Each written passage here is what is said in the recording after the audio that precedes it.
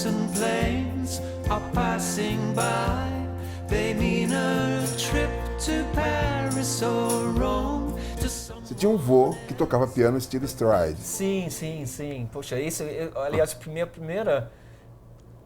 primeiras lembranças de música popular era do meu avô tocando no piano as músicas de Fats Waller e Cab Calloway, essas coisas assim. E eu acho que aos meus 4, 5 anos, vendo ele tocar, era mais assim, aquele mão esquerda pulando que me fascinava do que o som em si. Eu falei assim, pô, que genial! E me lembro que eu toda vez que via uma mesa ou qualquer coisa, sentava esperando o jantar ou qualquer coisa, eu fazia assim, brincando, porque aquele movimento da mão esquerda era fascinante. E ele não te ensinou nada de piano? Não me ensinar, ele era um músico intuitivo, assim, eu era muito pequenininho E era pai da sua mãe ou do seu pai? Pai da minha mãe, na Escócia, né? Ele era militar também, porque meu pai era militar, meu avô era militar escocês e morou na China, e China do Império, etc e tal. Mas ele teve esse intercâmbio com soldados do mundo inteiro, né? E a troca de música. Então ele tinha uma coleção fantástica. Eu tinha inclusive cilindros de cera, né, na casa dele, coisa que hoje em dia nem se imagina. Seu pai era militar, você viajava muito, você ficava nos colégios internos. Mas nesses colégios internos, por exemplo, você ouvia muito rádio e não era permitido entrar com rádio. Não, era proibidíssimo. Você não podia ter o rádio de pilha. Era considerado uma má influência, digamos. É por isso mesmo que todo mundo tinha, né? Porque todo garoto quer fazer o que não pode. Então, na hora que desligavam as luzes nos dormitórios, que tinha que estar silêncio absoluto, todo mundo puxava lá o egoísta e afinava no Radio Caroline, Radio London, Radio Luxembourg, que eram os rádios piratas, né? Eles transmitiam fora dos limites das águas inglesas para a Europa toda e traziam repertórios assim fascinantes, principalmente dos Estados Unidos, que a gente não ouvia nas rádios estatais da Inglaterra.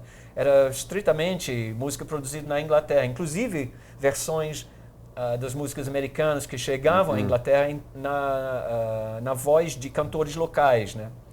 Eu estava lendo sobre isso e havia disputas, né, para ver quem vai pegar a próxima música do Burt Bacharach, a próxima música de Jimmy Webb e tal. Mas no Radio London, Radio Caroline, Radio Luxembourg, principalmente, a gente ouvia os originais. Então, por isso que tem tantas músicas americanas no disco e não tantas músicas em inglês. O seu primeiro instrumento foi a flauta? Não foi. Meu primeiro instrumento, propriamente dito, deixa eu ver, foi o oboé. Eu tive aulas de... Aliás, não, de clarinete. Meus primeiros aulas foram de clarinete na escola já. Mas nesses colégios internos, colégios internos, isso já, acho que já com uns 11 anos, mais ou menos, eu comecei a estudar clarinete, mas eu odiava. Eu tinha muita dificuldade com o instrumento, era um instrumento do meu pai, adorava Mozart e queria que eu tocasse o clarinete, que era um dos concertos de Mozart que ele mais gostava. Mas não era um instrumento que eu tinha escolhido para mim. Eu tinha um pouco de dificuldade, eu tenho a gênese dental, né, assim, esses dentes malucos, e o ar escapava e me dava uma... Mas invocadora de clarinete é mais complicado do saxofone. Tinha uma dificuldade enorme, o ar escapava, né, então eu não conseguia fazer a pressão. E meu professor sugeriu que eu trocasse o clarinete, que era de uma palheta só, para o oboé, que tinha 2 palhetas. E aí tocava assim. Com a boca bem mais fechada. Mas eu não me identificava com aquilo. E a flauta, na verdade, é um instrumento que eu aprendi sozinho, ouvindo Chris Wood do Traffic e Ian Anderson do Jethro Tull e Roland Kirk. Foi com ela que você entrou na sua primeira banda. Exatamente. Que ela gravou aquele disco de protesto com outras bandas. Exatamente. Eu tinha um amigo em Swindon, né? A gente fazia busking juntos. Tocava nos... Busking quando você toca ao ar livre, né, por moedas, assim. Parece coisa de mendigo, mas não é. Lá na Inglaterra é uma tradição, né, nos metrôs todos têm músicos, na França também, que tocam ali. Você aluga um espaço ou você acha um espaço para tocar nos subways e tal. Eu tocava com o Simon Simon Ted nos subúrbios de Swindon, uma túnel que ligava o centro industrial à rodoviária. Eu ia lá 2 ou 3 vezes por semana para ganhar um trocadinho, né? Tocar no Bob Dylan e tudo mais que desse na telha, né? E um dia ele foi a Londres para fazer um session de música com uma banda em Londres. E quando ele voltou, ele falou: poxa, eu estou tocando com uma banda sensacional lá e tal, por que você não vai também? Aí eu fui a Londres, mas eu não era uma banda do qual eu me integrava. Eu cheguei lá, fazia uma flauta, em determinado momento tinha 27 integrantes da banda. Era uma banda que foi formada para protestar uma obra em Piccadilly Circus.